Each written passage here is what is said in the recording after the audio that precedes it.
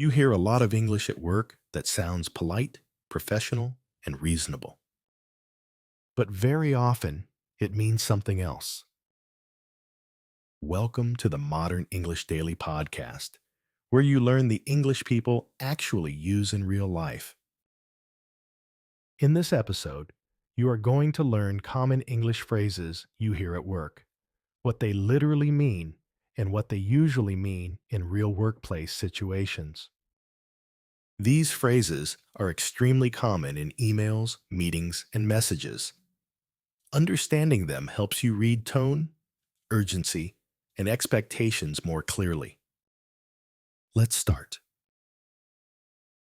Phrase 1. Per my last email. Literally, per means according to, so literally, per my last email means according to my previous email.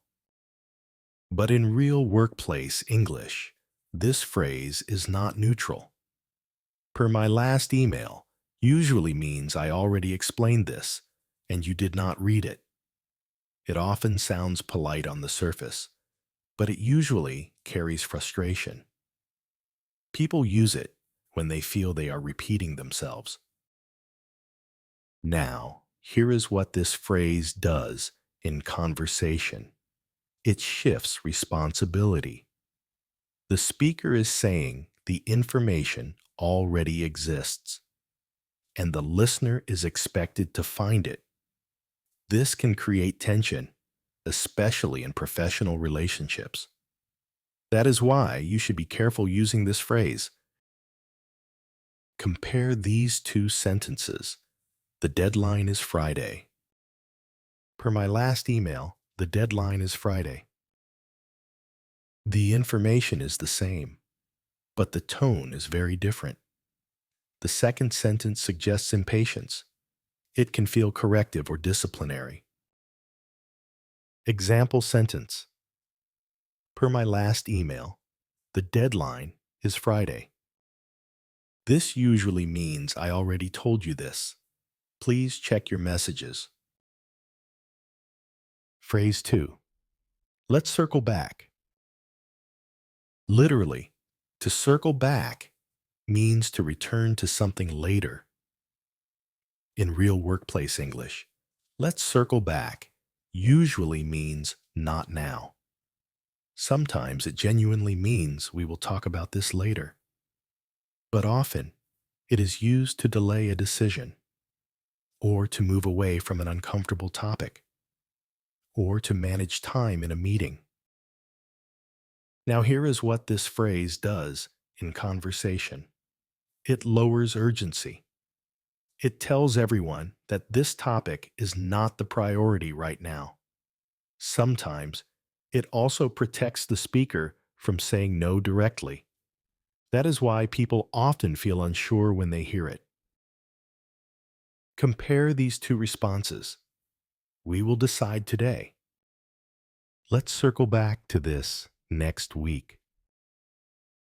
The first response is direct. The second response delays commitment. Example sentence. That's a good question. Let's circle back to it next week. This often means not today and possibly not soon. Phrase 3.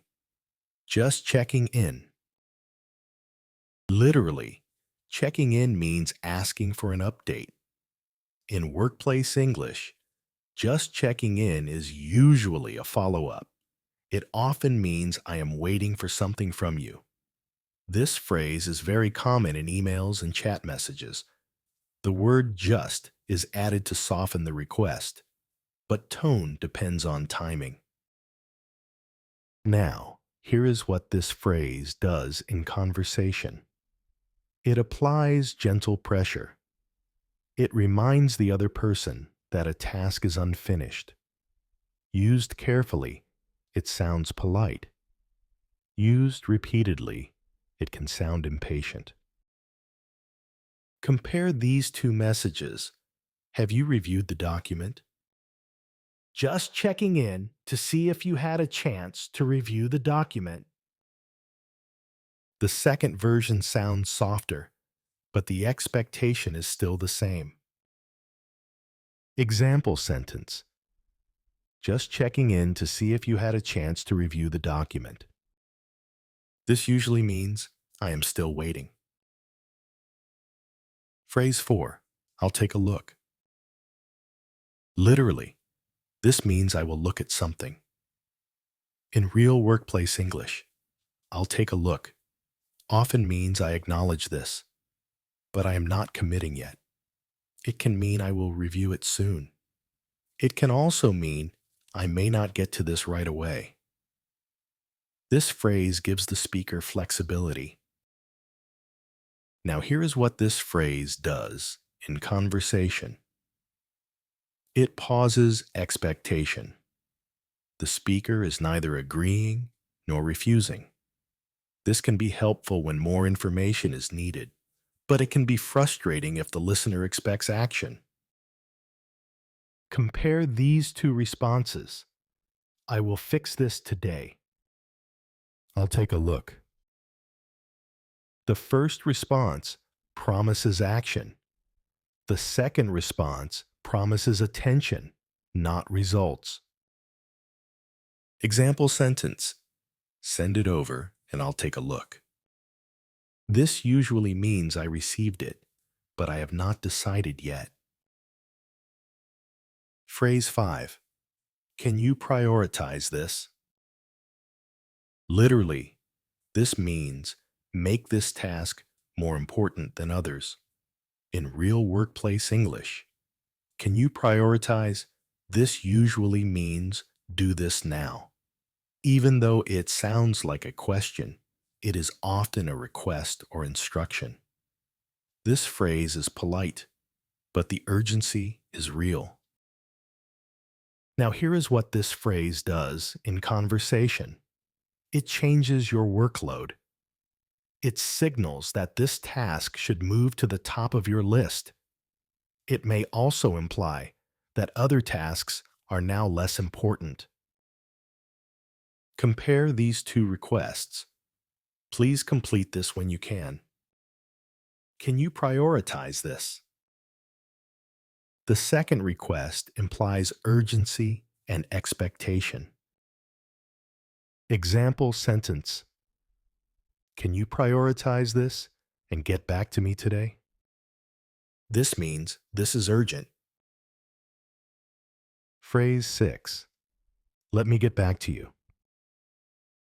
Literally, this means I will respond later. In workplace English, let me get back to you means I need time. It can mean I need more information. It can mean I need approval. Or it can mean I do not want to answer right now. This phrase is common and generally safe, but it comes with responsibility. Now, here is what this phrase does in conversation. It delays resolution. It sets an expectation for follow-up. If you say this and never respond, trust can be damaged. Compare these two responses. I don't know yet. Let me get back to you. The second response sounds more professional, but it requires follow-through. Example sentence. Let me get back to you once I check with the team. This usually means please wait. Before we finish, let's look at what all of these phrases have in common. None of them are very direct. Workplace English often avoids clear yes or no answers. Instead, it manages tone, urgency, and responsibility indirectly. These phrases soften requests. They delay decisions. They protect relationships. When you understand them, you are not just learning vocabulary. You are learning how work culture communicates expectations.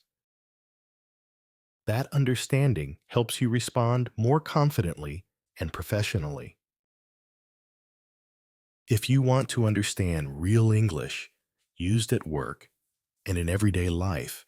Check the playlists on the channel for more lessons like this. Watch the next video to keep improving your professional English.